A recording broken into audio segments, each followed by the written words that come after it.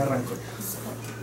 Buenas tardes, el día de hoy vamos a presentar la entrevista jurídica con el doctor Samir Alonso. Estamos acompañada de mi compañera Carolina Alcalde. Ambas somos estudiantes de psicología, cuarto semestre. Esto es un proyecto para el curso Entrevista Psicológica. Bueno, entonces cuéntenos, doctor, ¿qué estudios profesionales tiene? Bueno, buenas tardes primero. Muchas gracias. Pues la idea es, mi nombre como que no olvidado, Samir Arturo Alonso, soy psicólogo de profesión, egresado a la Universidad Cooperativa Colombiana en 2003. Salí a la universidad, ingresé al CETIR en 2005. En ese tiempo pues estuve haciendo unos trabajos en partes temporales, en empresas, y ingresé desde el 2005, estoy acá en la Fiscalía de la Nación. Llevo ya 12 años en esto, de los cuales la Fiscalía me ha dado pues toda la capacitación en policía judicial, porque a pesar de ser psicólogo tengo funciones de policía judicial.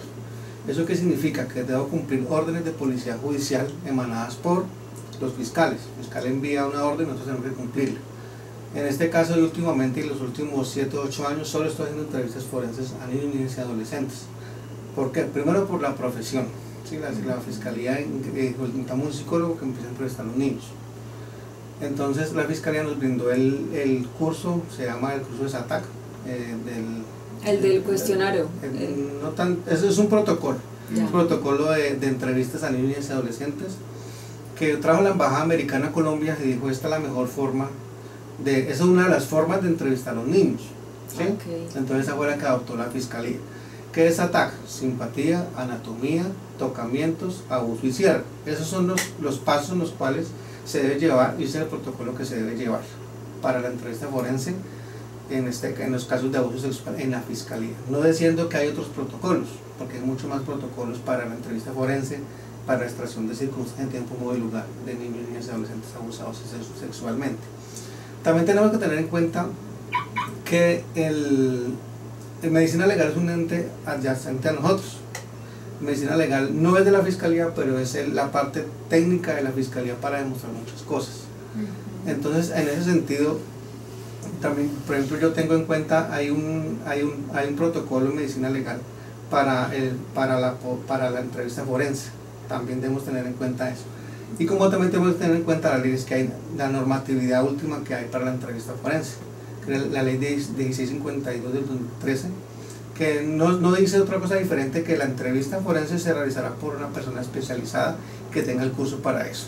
No dice si tiene que ser psicólogo, no tiene que ser si es trabajador social y nada.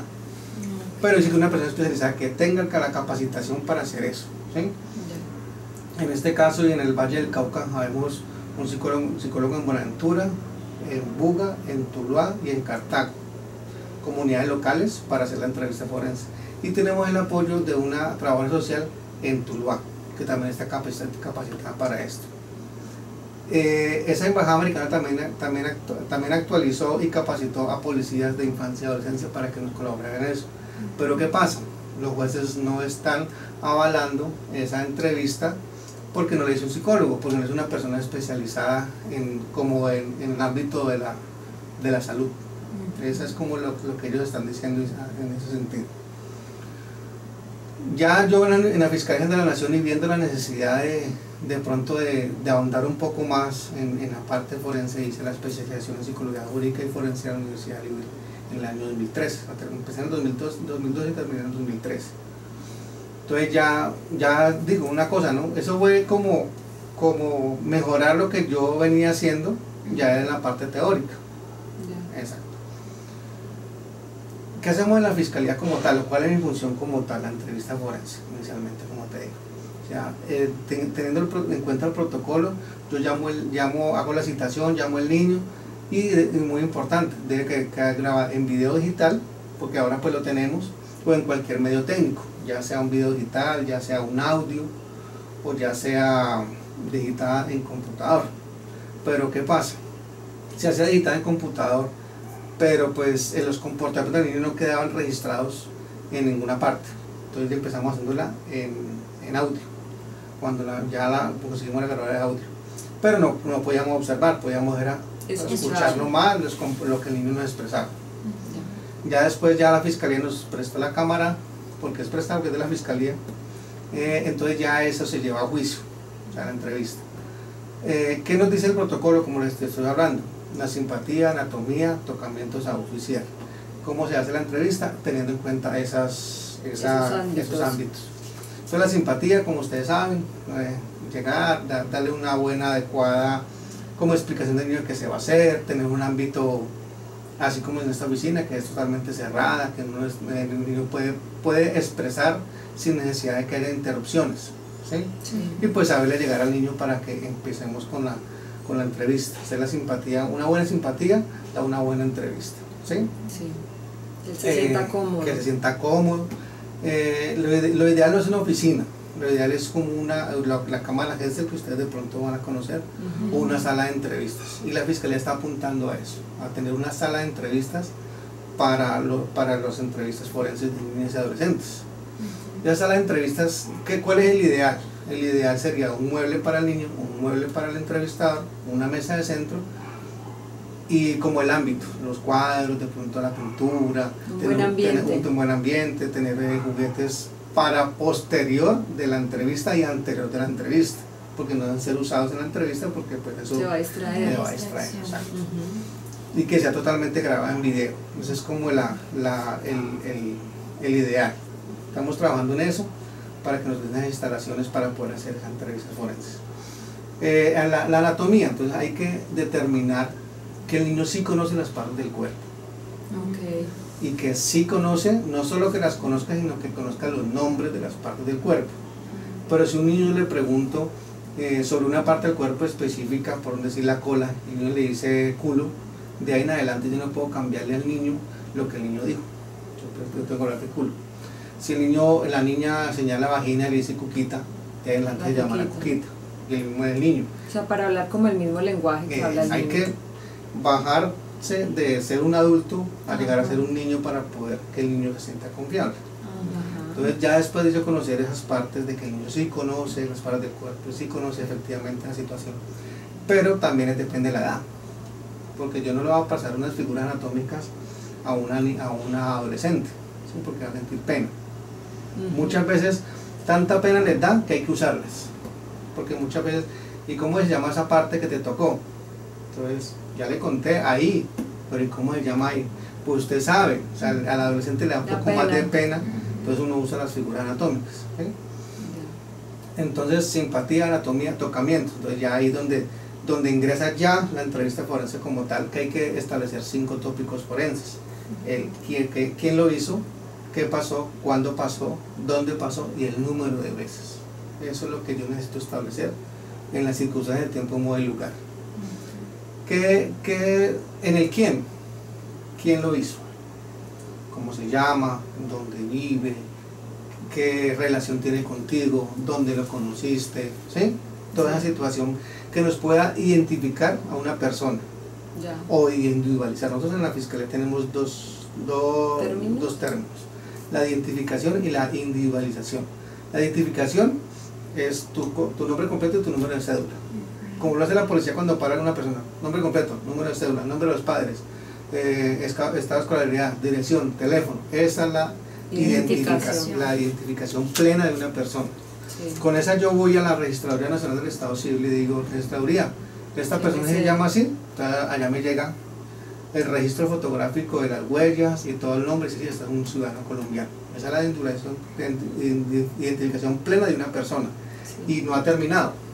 De ahí, cuando la persona se captura, se le toma las huellas y se lleva a lofoscopia. ¿Lofoscopia qué hace? Hace el cotejo dactiloscópico entre lo que dice la registraduría y la persona que yo lo estoy llevando. Y ahí es donde sale efectivamente,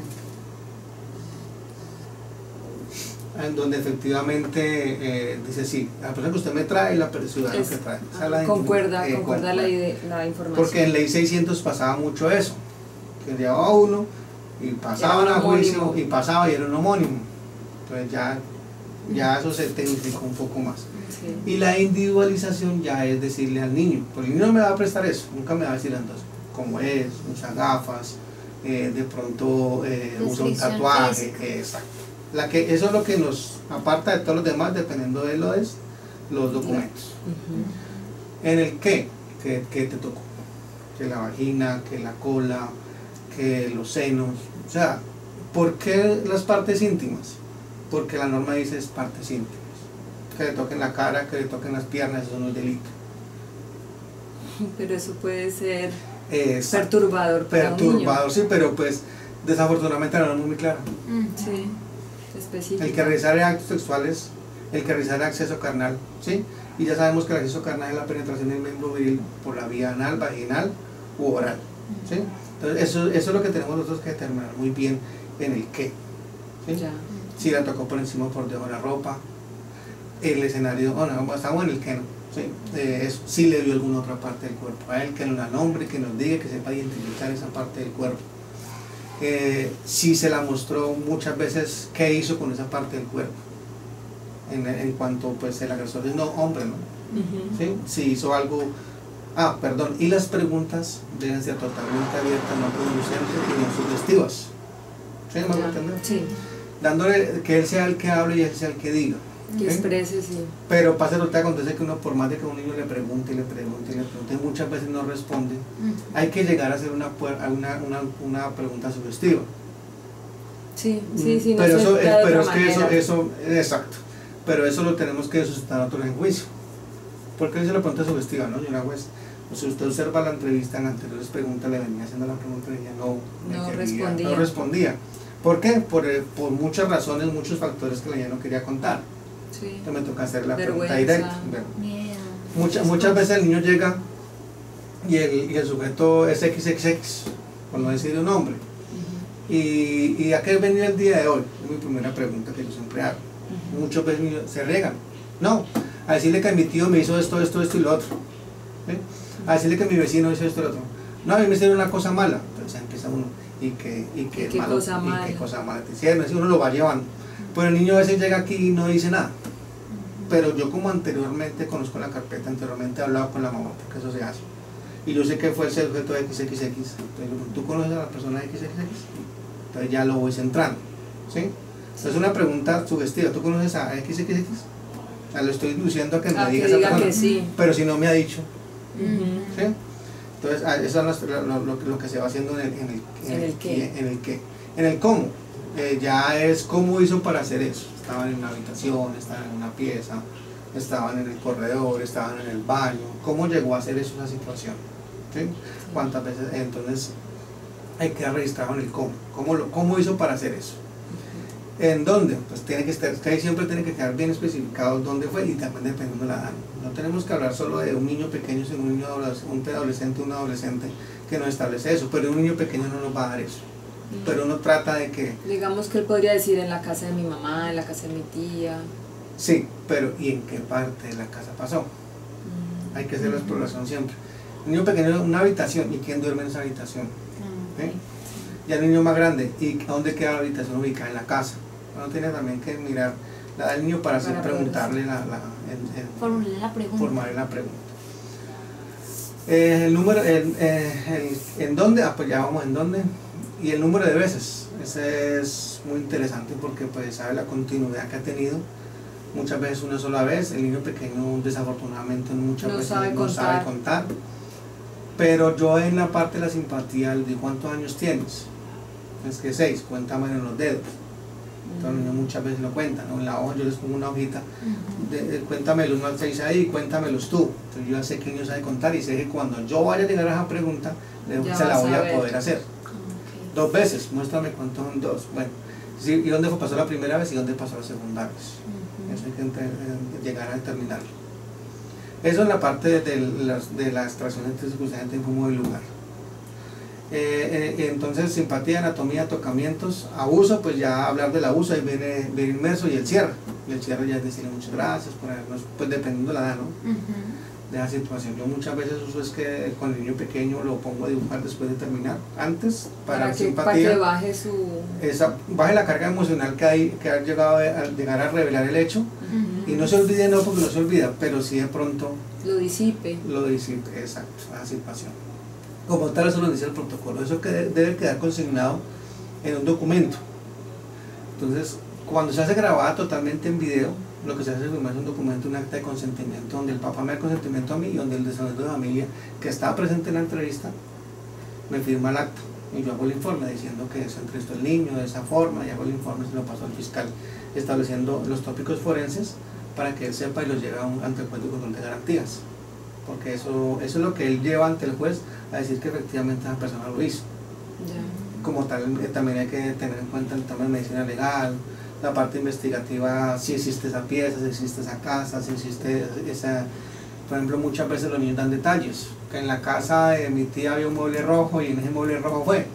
Ir a buscar el mueble rojo. Va a ir a la casa, hacer una inspección en el lugar de los hechos, a ver si el mueble rojo sí existe. O sea, la entrevista forense es como la base de la investigación, pero eso que es una base lo debe verificar el investigador. Sí, es como los indicios, los primeros indicios. Inspección en el lugar de los hechos, entrevistas de pronto, que en esa casa es la misma del indicial y no me dejan entrar. O no es que no me dejan entrar, pues si yo voy allá a mirar si el mueble rojo está allí, lo más lógico es que lo escondan, o no lo escondan, o sí, pues de pronto lo pueden esconder, pero que el sujeto se dé cuenta de que nosotros lo estamos investigando, que es la idea. La idea es cuando lleguemos a capturarlo, ya, si se vea sorprendido, ya no hay más que hacerle. Entonces, ¿qué hace uno? Pues en la estrategia, ¿no? Una persona que haya estado dentro de la casa en una entrevista donde diga que efectivamente ese mueble rojo existe. Hay formas de investigar también dependiendo de la situación. Sí, ya es otro ámbito. Entonces, en sí esa es la entrevista forense, eso es lo que nosotros hacemos. El defensor de familia, como te decía, tiene que estar presente, pero la ley dice, el defensor de familia avalará la entrevista sin perjuicio de la presencia del mismo. ¿Qué quiere decir con eso? Que el defensor de familia puede dar el aval y se retira, o uno le dice a él, lo llama telefónicamente y él dice sí, hagan lo que yo tengo el aval. Los defensores de familia todavía no se les ha como todavía culturizado con esa situación. Hay entrevistas que me ha tocado hacer así como tan urgentes, o al defensor de familia le presentó se le cruzó con lo que iba a hacer conmigo otra audiencia, entonces me decía, hagan que yo le firmo, pero es muy específico, muy eventualmente. No se han caído en juicio porque afortunadamente digo yo que uno ya sabe quién es uno, el juez ya sabe quién es uno, ¿sí? Tiene su trayectoria. Hay una trayectoria, no queriendo decir que otra persona diferente lo puede hacer, ¿sí? Porque hay una jurisprudencia de acá de los magistrados donde decían que yo podía, o sea, el psicólogo forense de la fiscalía podía entrevistar sin defensor de familia, y eso lo usamos mucho tiempo, pero con la ley de 1652 que salió ya cambió, no tanto cambió, no, los defensores empezaron ya a exigirle más a la fiscalía. Pero esa exigencia se dio por alguna falencia o...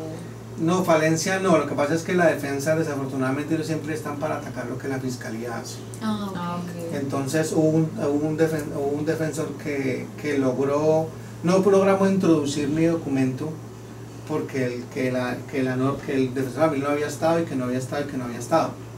Es más, él ni firmaba la entrevista, porque la jurisprudencia decía que yo la podía hacer solo. Entonces, muy diferente a que ni conoció el bienestar familiar, ¿cierto? Entonces supo por dónde meterse y pues se cayó su entrevista. Entonces de ahí en adelante, aunque vaya a la mal, sí, que llegue el documento y esté firmado por el defensor de familia. Sí, ya es como, hace parte como el protocolo. Exacto, sí. Esa situación es la que nosotros hacemos aquí en la fiscalía. ¿Qué otra pregunta tienes? A ver, pues en qué labora actualmente, pues ya nos contó. ¿Cómo ha sido su experiencia en el cargo? Esa experiencia, inicialmente cuando yo ingresé en el 2005, veníamos en la transición de ley 906 a la ley 600 906. Es una transición muy difícil, no para mí porque yo ya venía de la calle, pero la ley 906 ya supuestamente es todo oral. Ya anteriormente el fiscal conocía, libraba la captura y lo condenaba, y lo mandaba para la cárcel. Y era el fiscal el que decidía la libertad o la libertad. Ahora ya no es el fiscal lo tiene que llevar ante un juez, aprobarle al juez que esa persona lo hizo y la defensa a decir que no lo hizo. ¿Sí? Entonces ya no es parte de mi parte, sino dependemos de una tercera persona. Entonces esa transición que hubo empezó en el 2006 acá en Colombia, y yo estaba pues aquí en Colombia, no, perdón, aquí en el Valle del Cauca, porque inició primero en el eje cafetero. Esa transición para mí fue muy fácil porque yo no venía acostumbrado a 600. Yo arrancó con la nueva ley. 206. Cuando iniciamos la entrevista forense, en ese tiempo fue muy difícil porque es que la transferencia y la carga emocional que uno trabaja con un niño cuando lo entrevista, para mí es muy alta. Porque el niño que le cuente, le diga qué le hicieron, ¿sí? Yo termino la entrevista y yo necesito un tiempo para pensar en otra cosa, para reponer esa carga emocional que llevo. Y también es muy difícil de pronto tomar dos entrevistas a la misma vez. Sale uno y entra el otro, porque uno va a tomar la entrevista al siguiente y uno cree que ya le ha preguntado. A pesar de que uno lleva un derrotero de preguntas, de pronto hasta se confundir los cables, digo yo. ¿Sí? Sí, eso puede pasar por la carga emocional. Exacto, entonces yo que hago entrevista uno en la mañana y otro en la tarde. Y cuando termino el de la mañana me disperso un poquito y me siento a hacer el informe. Cuando termino de la tarde lo mismo. ¿Sí? Porque a pesar de que o sea, ese es el ideal, ¿no? Porque muchas veces uno tiene que hacer muchas cosas, muchos apoyos acá. Entonces yo me siento después a ver el video y voy haciendo el informe. Exacto. Y pues casos que de pronto lo marquen más que unos que otros, claro. Sí, es mucho. Todos los casos son diferentes, todos los casos son totalmente en escenarios diferentes. Desafortunadamente, pues como ustedes lo saben, es de la ley popular. El abusador siempre está en un 90% muy cerca del niño. Entonces uno escuchar toda la situación, eso siempre es triste, diríamos yo. Sí, en algún momento esa carga emocional a través del tiempo merma o sigue siendo... Pues mira que el corazón se pone más duro, digo yo. Yo siempre digo el corazón ya no se me salió, pero ya queda un poquito más blindado para yo poder hacer mi trabajo. Porque si no lo hago, termino llorando con el niño. Exacto. ¿Sí? Si no lo hago, termino dejándome, termino de ser objetivo ante mis preguntas. Porque, pues lo digo yo aquí, muchas veces el corazón me hace así cuando tengo que preguntar al niño sobre qué te hizo esa persona con el pene, por decir. Porque yo sí me lo metió por la vagina. ¿Sí? En ese sentido. Y entonces eso llegar a uno a hacer esa pregunta a un niño siempre mueve un poco el ser de uno para eso. Claro. Esa es la carga emocional que uno maneja. Muy duro. Una persona que quiera ser psicóloga en el ámbito jurídico debe tener algunas cualidades específicas. Gustarle lo que va a hacer. ¿Sí? Todos no estamos, yo pues afortunadamente vengo de una vena policial. Toda mi familia ha sido policía. Terminé en la fiscalía y siendo policía judicial. No sé por qué. Cuando me dijeron, usted va a trabajar en la fiscalía, o sea, metimos la hoja de vida y todo, o sea, es de la fiscalía. Y yo, listo, ¿no? Seguro con la fiscalía, que bueno. Cuando me dijeron, no, es que usted va a tener función de policía judicial, y yo, voy a ser policía, yo no sabía. ¿Sí? Pero entonces, esa vena policial que tengo de investigar, de ver a mi papá, de ver a mis tíos, a mis primos de policía, es lo que me ha hecho gustar esto.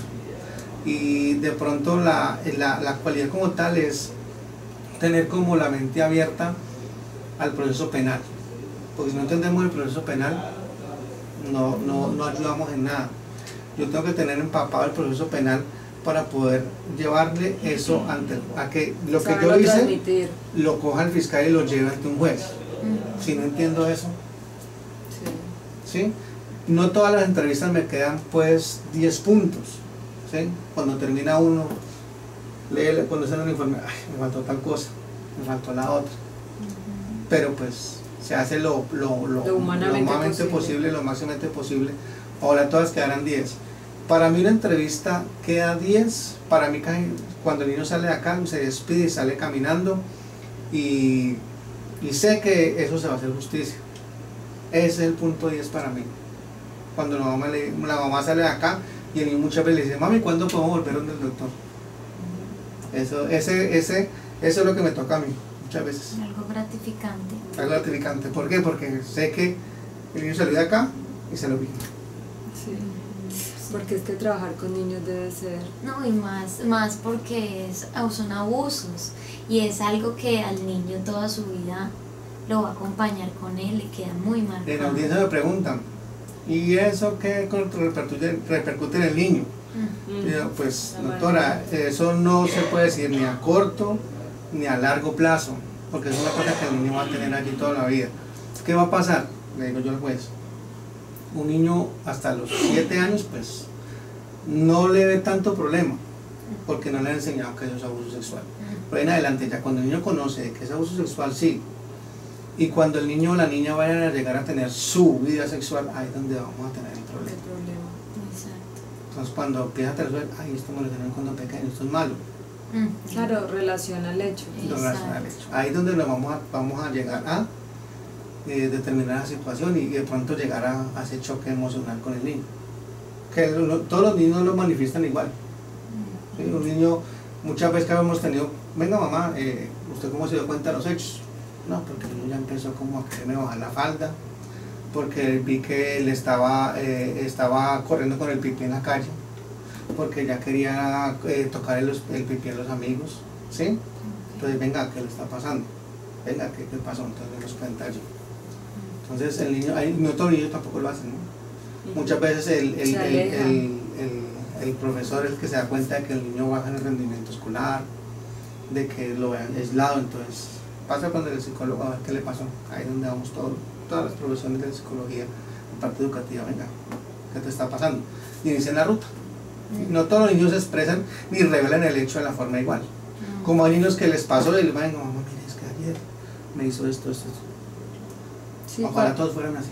No, ¿cuántas personas callan por siempre? No lo cuentan. Doctor, y por lo menos al hacer usted una entrevista, en la primera entrevista casi siempre alcanzas a conocer y que el niño te cuente todos los factores de qué, cómo, cuándo y dónde. Afortunadamente sí. Afortunadamente sí. Muy poca la entrevista que no llegamos a eso. Por la simpatía. Eso me pasa muchas veces, pero con el género femenino, las niñas. ¿Sí? No, que no quiero contar. El protocolo dice se cierra y se le da el ámbito para que lo haga otra persona. No dan un tiempo, sino que lo hace otro... Sí, se incita a que lo haga comisario de familia por parte de la psicóloga de comisario de familia, para que sea otra persona. No tiene que estar tan objetivo eso. Como llega el niño que no se queda quieto y no hay forma de entrevistarlo. Y después de que ya, digamos, llega el caso, le dan la sentencia a la persona que fue el agresor del niño y eso, ya el acompañamiento que tiene el niño que fue abusado, digamos que el psicólogo recomienda que le sigan dando un acompañamiento psicológico. Lo que pasa es que el protocolo de atención a víctimas de abuso sexual ya está escrito.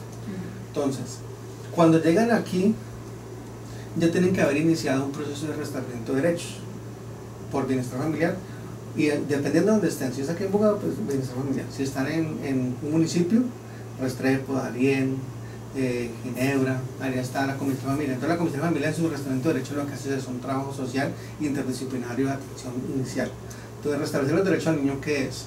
Ver dónde está viviendo, cómo está viviendo, si está viviendo con el agresor, si no está viviendo con el agresor, toda situación, y el acompañamiento psicológico de la comisaría de familia o el psicólogo de la comisaría o bienestar familiar. Y ellos tienen que asegurar la remisión a EPS. Ya es proceso administrativo, que después nosotros llegamos y cogemos y pedimos ese protocolo, eso que hicieron ellos y lo llevamos a juicio. Pero eso ya es proceso administrativo y eso lo hizo el protocolo, eso es por parte de ellos. O sea, como tal, nosotros en lo que hacemos es la entrevista forense, no hasta allí. Hasta allí llega la función. Esa es la función de nosotros, la entrevista forense. Si esa es una recomendación, ingresar al restaurante de derechos o seguir el proceso de restaurante de derechos. ¿Sí? Las recomendaciones de nosotros van en el sentido de que tiene que verificar el investigador, que yo observo que es... O sea, como garantizar que la persona, el agresor, sea capturado, o sea, que se... Esa sería la idea de todos los procesos, ¿sí? Que el sujeto pues sea capturado. Pues para nadie pues todo el mundo conoce la situación que están pasando en las cárceles de Colombia, que ya no caben. Hay que mejorar esa ley. Ok, ¿más preguntas? Bueno, muchísimas gracias. Muchas gracias, doctor. Mucho gusto por su información. Bueno, es con y mucho por gusto. su tiempo. Bueno, pues,